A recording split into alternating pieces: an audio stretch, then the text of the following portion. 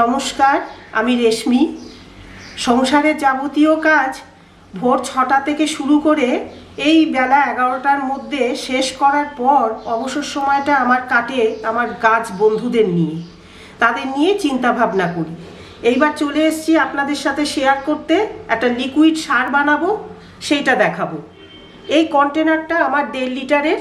তা আমি পরিষ্কার কলের জল ভরে নিয়ে এসেছি। এখানে 1 লিটার মতো জল আছে। আর এই পাত্রে যেটা দেখতে পাচ্ছেন আপনারা, সেইটা হচ্ছে কলার খোসা। এই যে বাড়িতে পুজো হোক বা বাড়িতে আমাদের সদস্যদের খাবার জন্য হোক, যে কলা খাওয়া হয়ে যাওয়ার পর খোসা ছোট ছোট টুকরো করে আমি কড়া রোদে শুকিয়ে নিই। 2 দিন রোদে দিলেই এইরকম শুকিয়ে এইরকম সুন্দর হয়ে যায়। তারপর একটা কন্টেনারে ভরে রাখি, স্টোর করে রাখি। এইবার এই 1 লিটার জলের মধ্যে 1 মুঠ আমার হাতের আমি নিয়ে নিচ্ছি। এই শুকনো কলার খোসা দিয়ে দেবো এই জলের মধ্যে। 1 মুঠ মানে এখানে 6টা কলার খোসা হবে, শুকিয়ে অল্প হয়ে যায়। আর একটু দিয়ে দিচ্ছি।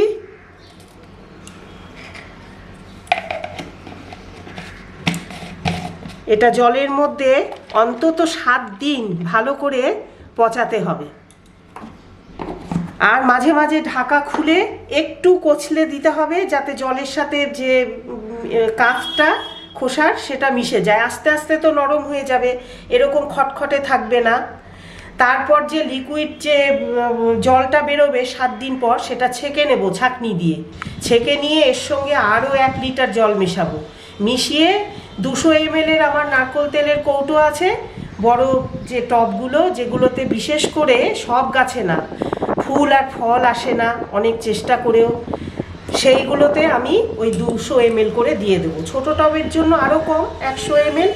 তা আমাদের তো জলের বোতল টোতল থাকেই, বা নারকেল তেলের কৌটো, সেই রকম মাপ করে বোতল বা কৌটো আমি ফেলে দিই না।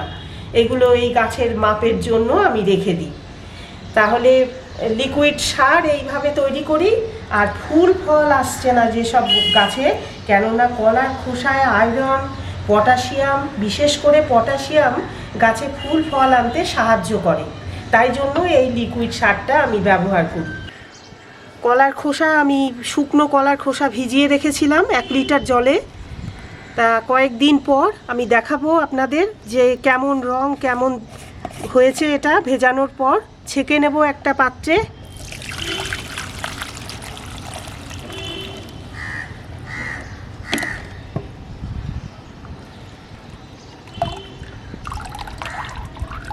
চায়ের লিকারের মতন এরকম দেখতে হবে।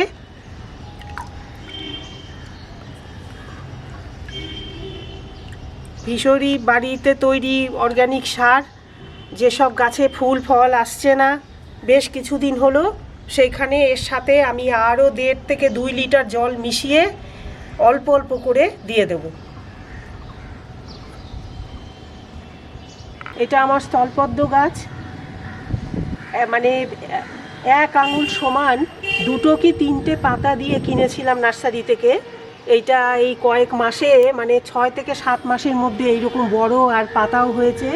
কিন্তু স্থলপদ্ম যেহেতু গরমের ফুল, আমি আশা করেছিলাম 3-4টে ফুল দেওয়ার পর বন্ধ হয়ে গেছে ফুল দেওয়া। তাই জন্য যে অর্গানিক সার আপনাদের দেখালাম, ওই 200 ml করে আমি এই গাছের গোড়ায় দিয়ে দেব। দিলে পরে কিন্তু ফুল আসবেই, কিছুদিন অপেক্ষা করতে হবে, ফুলের কুড়ি আসবে, ফুলও হবে। কোন কোন গাছে দেব আমি একটু দেখিয়ে দিই, আপনাদের সঙ্গে পরিচয়ও হয়ে যাবে আমার বন্ধুদের, গাছ বন্ধু। এটা অপরাজিতা গাছ, এটাও ঠিক তাই, নার্সারি থেকে কেনা। ওই ছোট্ট চারা আমি কিনেছিলাম, সেইখান থেকে এই যে দড়ি দেওয়া।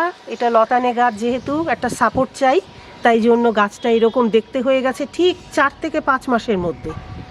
আর এখন ঝড় বৃষ্টি হচ্ছে, একটু বৃষ্টির জল পেলে তো ওরা আরও খুশি হয়ে আরও পাতা ছাড়তে থাকে, বড়ও হয়ে যায় তাড়াতাড়ি। এই গাছেও আমি ওই সার দেব। এটা আমার বেল ফুলের গাছ, বেল অথবা বেলি, অনেকে অনেক এক এক রকমভাবে ডেকে থাকেন, বলে থাকেন। তা এই বেল ফুলের গাছটা কিন্তু ছোট্ট ছিল ওই একই, আমি কিন্তু কোনো বড় গাছ ফুল সমেত এনে লাগাই না, ছোট্ট গাছ, সেইটা এখন এই রকম বড় হয়ে গেছে। কিন্তু যেহেতু গরমের ফুল আমি আশা করেছিলাম অনেক ফুল দেবে, বেশ কিছুদিন ফুলও হয়েছে, কিন্তু তারপরেই বন্ধ। এই ছোট্ট আবার কুড়ি আসা শুরু হয়েছে, কিন্তু এর প্রত্যেকটা ডালে পাতার ফাঁকে কুড়ি হয় এই সময়টা। ওই সার, যেটা কলার খোসার সার, আমি কিন্তু এই গাছে দেব যাতে কুড়ি আসে। আর এই মার্চ এপ্রিল মাসে কিন্তু বিভিন্ন লেবু গাছ আপনারা জানেন যে গন্ধরাজ লেবু হোক, পাতিলেবু, এটা আমার পাতিলেবু গাছ। পাতিলেবু গাছে ফুল আসার সময় এই মার্চ এপ্রিলে কিন্তু আসেনি। এই ছোট ছোট নতুন পাতা বেরিয়েছে মাথা থেকে, কিন্তু যাতে ফুল আসে ওই সার এই গাছেও আমি প্রয়োগ করব।